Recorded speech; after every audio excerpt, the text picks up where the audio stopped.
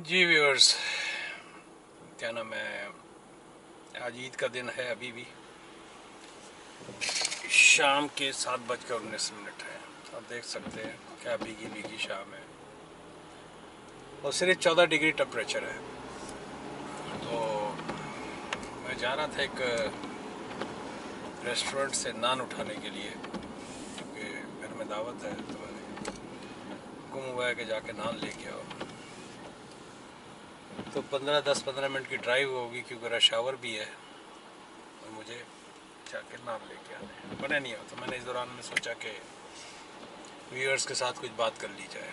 कुछ क्वेश्चंस आए हुए थे, उनका जवाब दे दिया जाए। सबसे पहले तो तमाम मेरे व्यूअर्स को मेरी तरफ से बहुत बहुत ईद मुबारक हो। उन तमाम लोगों को भी ईद मुबारक हो जिन्होंने बड़े खसूसी तौर पे कमेंट्स में भी और ईमेल्स के थ्रू मुझे मुबारकबाद दी। तो उन लोगों को भी बहुत बहुत मुबारक हो। और काफ़ी लोग हैं, डेव इंडिया से, फैसल पाकिस्तान से, और बेतहाशा ये नाम मेरे दिमाग में आ रहे हैं, इरशाद, और बहुत सारे लोगों ने मुझे, फैसल, और एनी हाउ, तो उन सबको ईद मुबारक हो मेरी तरफ से भी। अल्लाह सबके घरों में खुशियाँ लाए और बाकी का साल जो उनका अच्छा गुजरे, फैमिली के अंदर खुशियाँ देखना नसीब हो। एनी हाउ, चलिए बैक टू द टॉपिक।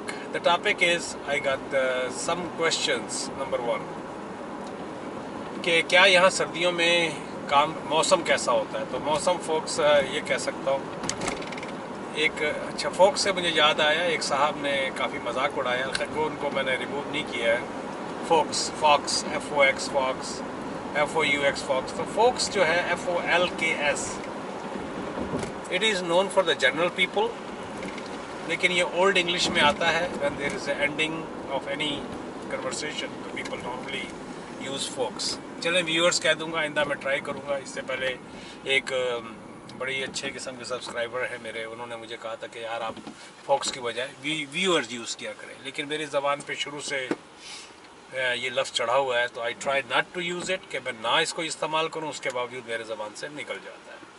तो उन साहब के लिए जिन्होंने फॉक्स समझा इसको, फॉक्स किसको कहते हैं, लोमड़ी को कहते हैं जी। तो फोक्स है viewer, FOLKS, it is known for general public, for general people. In general जब आप एड्रेस करते हैं जनरली लोगों को, तो आप फोक्स का लफ्ज़ यूज़ करते हैं। तो मैं व्यूअर्स जो है इसका राइट वर्ड है, जो इस तरह मेरे देखें व्यूअर्स, इस वक्त फॉग का आलम देखें। 5 जून है और लग ऐसा रहा है कि लाहौर वगैरह में जो सर्दियों में फॉग आती है वाला माहौल बना हुआ है। तो चले, पहली बात, पहला क्वेश्चन, उसको आंसर टेक केयर करते हैं कि यहाँ मौसम कैसा रहता है। तो मौसम ये देख लें, आपके सामने है। अक्टूबर के बाद से ये हालात शुरू होते हैं और अभी तक ये चल रहा है। 15 जून से आई बिलीव कि वेदर जो है ब्रेक कर जाएगा और समर की तरफ हम ट्रांसफ़र हो जाएंगे। और जो समर की एक डेफिनेशन है कि 21 जून को समर ऑफिशियली डिक्लेयर होता है, तो मेरा ख्याल है जब ऑफिशियली डिक्लेयर होगा तो उस वक्त हमारे पास टेम्परेचर 20s में आना शुरू हो जाएगा। एक महीना कड़ाके गर्मी पड़ती है, it stage in 20s, sometime it jump into 30s, 20 में रहता है और कभी कभी 30s में भी जंप कर जाता है फॉर फ्यू डेज। 31, 32, 33 कुछ दिन रहता है। AC धनाधन चलता है उन दिनों में। मकानों की मकानियत इस तरह की है कि यकीनन गर्मी यहाँ ज़्यादा लगती है, क्योंकि तमाम मकानों में, जिस तरह आप लोगों के यहाँ ब्रिक्स के मकान होते हैं और कंक्रीट की छत होती है, तो यहाँ चूँकि दाएं बाएं इंसुलेशन होती है, दीवारों में भी इंसुलेशन होती है, छत पे भी इंसुलेशन होती है।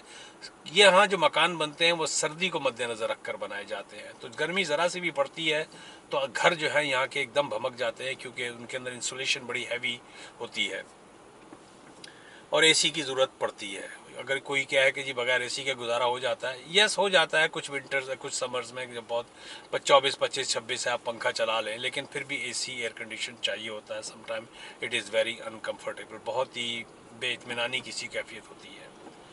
अच्छा, दूसरा क्वेश्चन उनका ये था कि काम सर्दियों में कैसे होता है। काम यहाँ पर और किस तरह का काम होता है। यहाँ हर उस तरह का काम होता है जो आपको आता है, जो दुनिया में कहीं भी होता है। यकीनन सर्दियों में जब कड़ाके की सर्दियाँ पड़ रही होती है, टेम्परेचर प्लंज हो चुका होता है, तो आउटडोर काम नहीं होता है। कुछ सर्टन काम हैं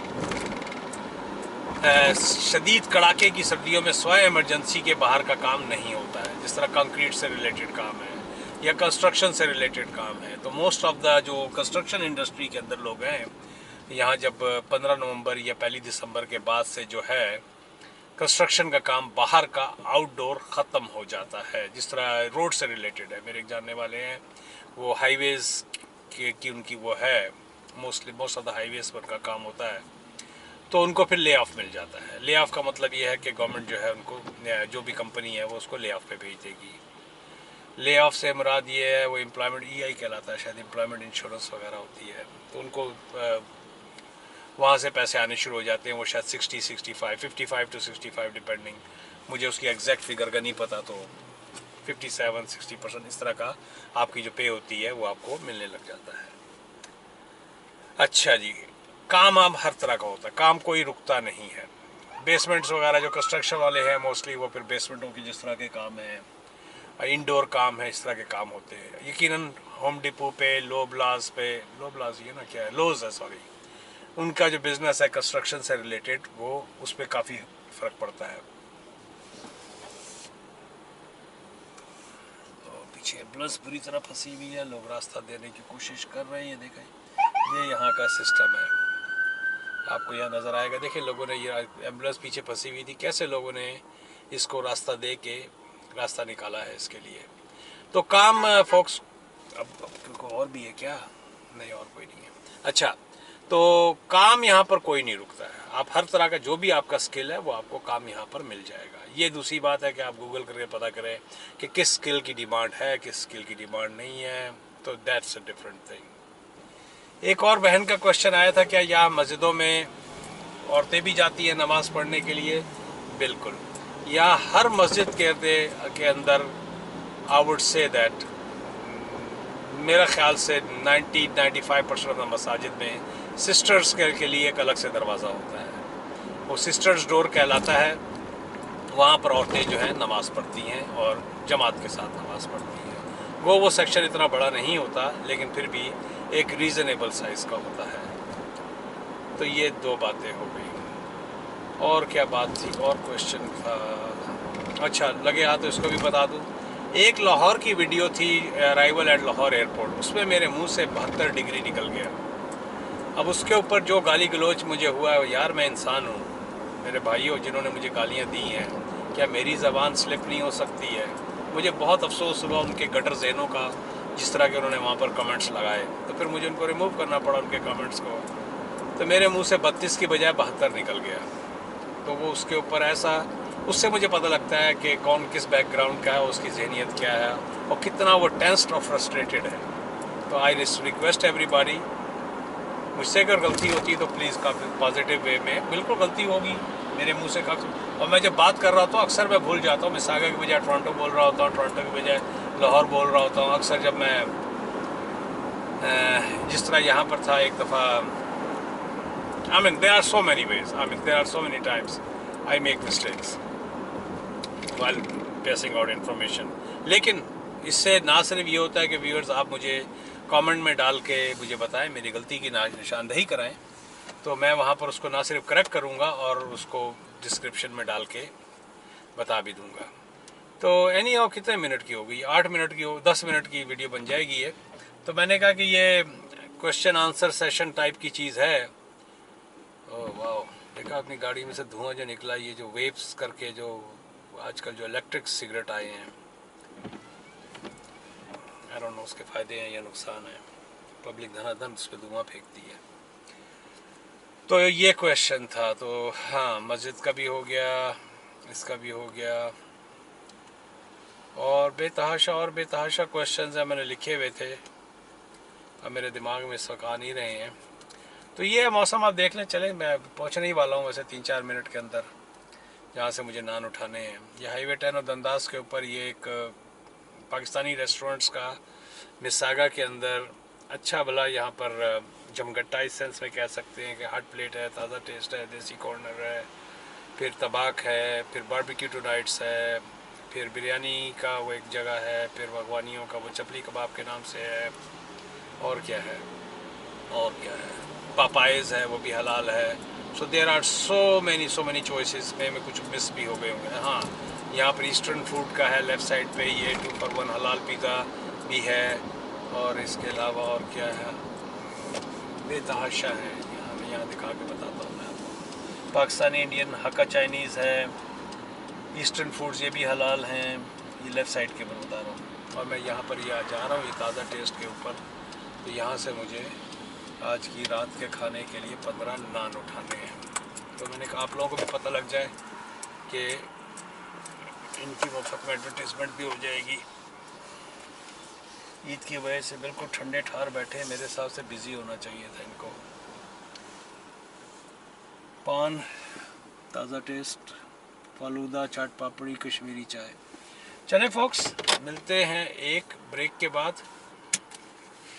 और मुझसे जो गलती हो गई हो कहने में माफ़ कर दीजिएगा। मैं किसी की दिल आज़ारी या किसी के ख़िलाफ़ या किसी के बारे में बुरा नहीं बोलना चाहता, लेकिन please everybody deserve respect, I deserve respect, you deserve respect. तो एक दूसरे को हंसते खेलते हुए आदमी झीले तो बहुत अच्छा होता है। और सब आप सबको मेरी तरफ से दोबारा ईद मुबारक। Please subscribe my video. मिलते हैं एक किसी और नई वीडियो के साथ। जी व्यूअर्स, तो मैंने नान उठा लिए हैं। तो $1.65 प्लस टैक्स, तो समझे आपको $2 हो गया ऑलमोस्ट। तो $27 का के 15 नान। तो नॉर्मली यहाँ रेट जो है $1.5 से $2 पर नान का रेट होता है। और ये तंदूर के नान होते हैं, तंदूरी नान प्रॉपर।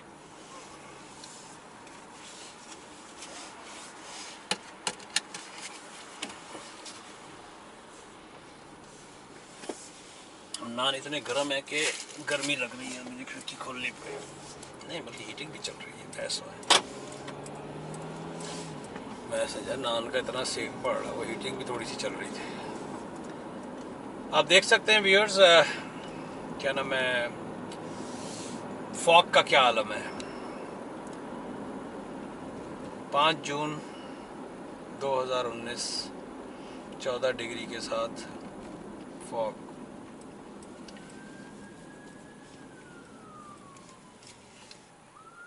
कोई काट हुआ। ये दूसरी जो है ना एम्बुलेंस जा रही है। इससे पहले एक एम्बुलेंस गई थी, अब ये दूसरी एम्बुलेंस जा रही है। एक्चुअली इसके पीछे जो है क्वींसवे के ऊपर एक ट्रिलियम हॉस्पिटल भी है। देखिए लोगों ने रास्ता जो है साइड का फटाक से उसका खोल देते हैं। ये डोमिनोज का डिलीवरी वाली गाड़ी जा रही है साथ ही।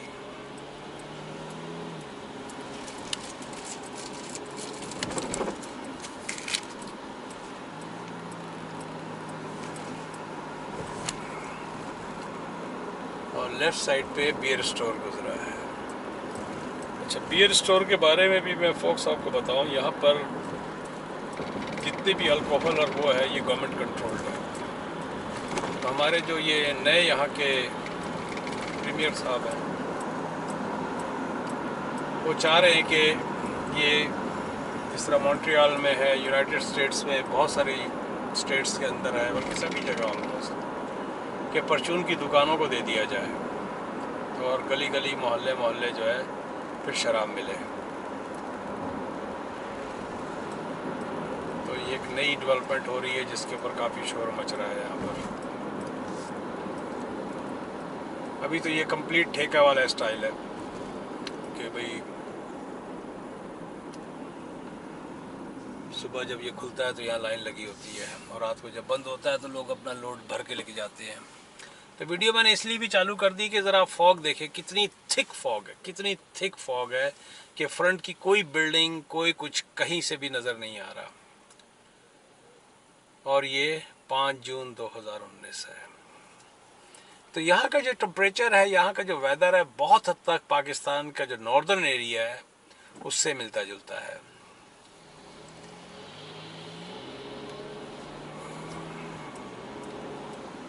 Pollution free.